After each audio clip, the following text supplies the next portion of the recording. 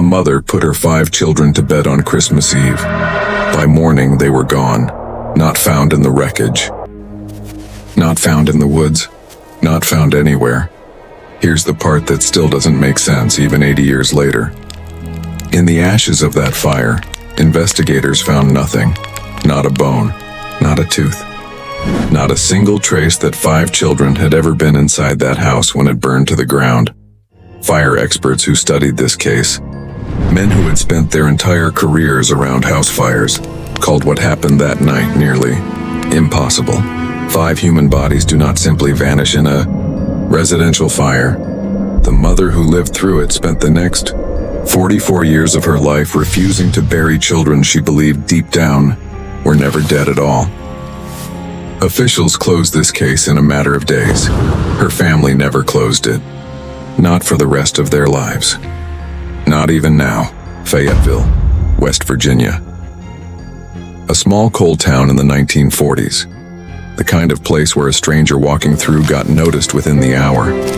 Where front porches faced the road so neighbors could wave as they passed. George Sodder ran a trucking company.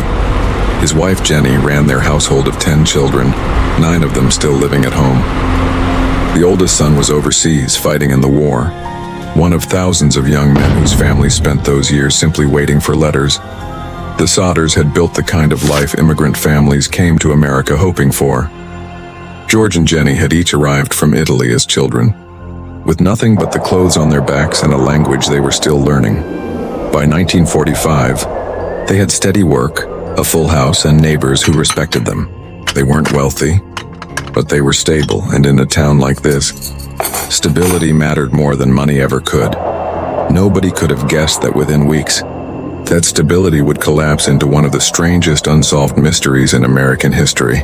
It started with 2 strangers. That October, a life insurance salesman came to the door. George turned him down, the same way he'd probably turned down a dozen salesmen that year. The man's face changed. Before he walked away, he looked at the house. Really looked at it, the way you size up something you're studying.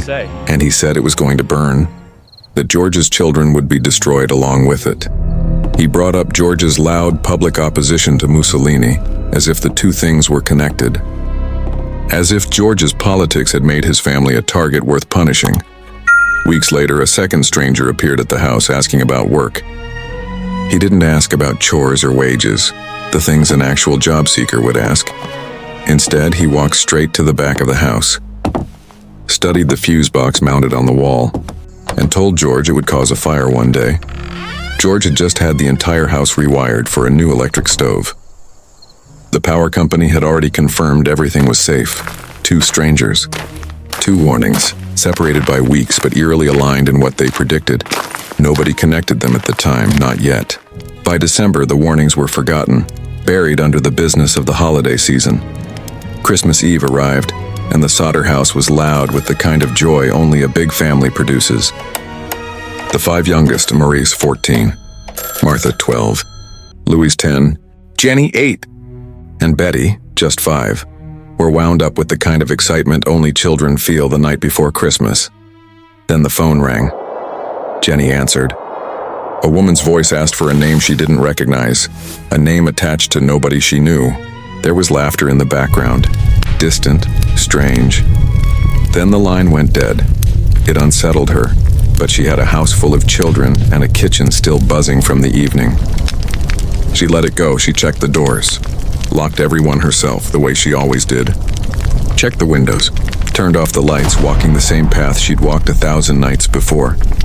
Everything, as far as she could tell, was exactly as it should be. Sometime around midnight, she heard a thud.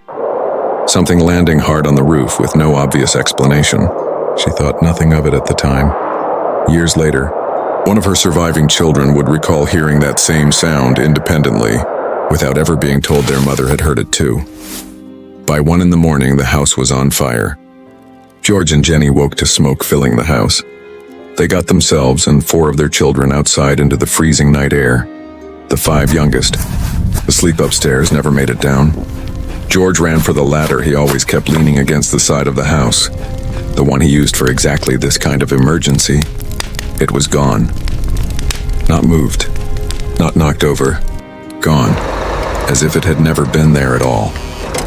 He sprinted to his 2 coal trucks, thinking he could climb up and reach the children's window that way. Both had worked perfectly the day before. That night, in the one moment it mattered most, neither one would start. In desperation, George broke a window with his bare hands, tearing his arm open, trying to force his way back inside. The flames had already taken the staircase. He couldn't get through.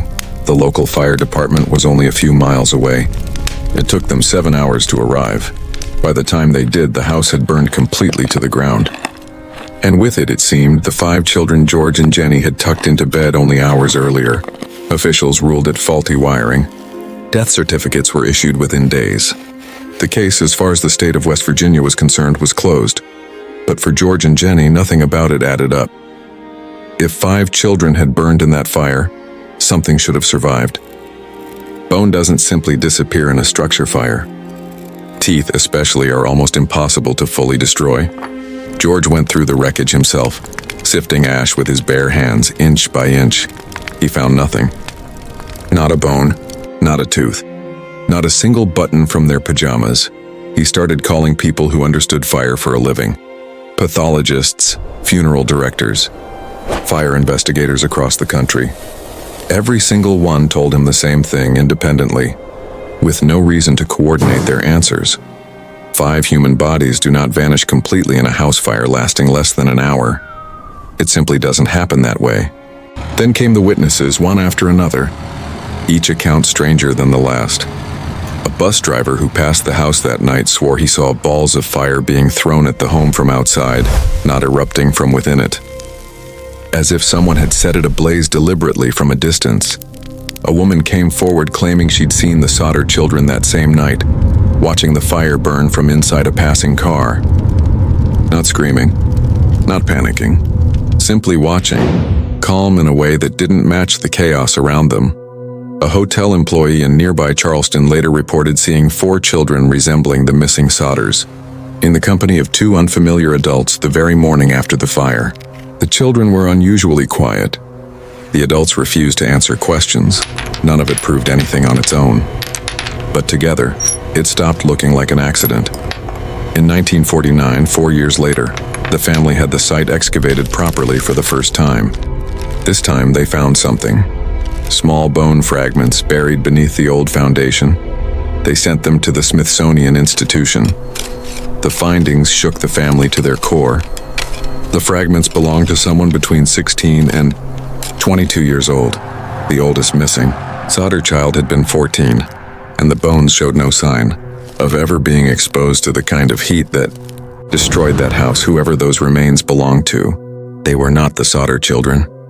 For the rest of their lives, George and Jenny refused to accept that their children had died that night. George built a billboard along the highway outside Fayetteville, a massive photograph of his 5 missing children, with a standing reward for anyone who came forward. It stood there for decades. Then, in 1968, 23 years after the fire, Jenny opened her mailbox to find an envelope with no return address, postmarked from Kentucky. Inside was a photograph of a young man in his mid-20s, dark hair, a face that stopped her cold, because it looked exactly like what her son Louis might have grown into. On the back was a short, strange handwritten note. It named Louis. It mentioned a brother. The family hired a private investigator to trace it. Within weeks, the trail went cold. George and Jenny kept that photograph until the day they died, certain it was their son. George passed in 1969. Jenny kept the billboard standing until 1989, the year she died, 44 years after a fire that took her children and gave her nothing to bury. No one has ever been charged. No one has ever confessed. Somewhere beneath that ground in West Virginia, whatever truth that house took with it on Christmas Eve, 1945, is probably still buried, unspoken, and somewhere else. In a version of this story no one can prove. 5 children who should have grown old, surrounded by the family that loved them, may have grown old somewhere far away from them instead.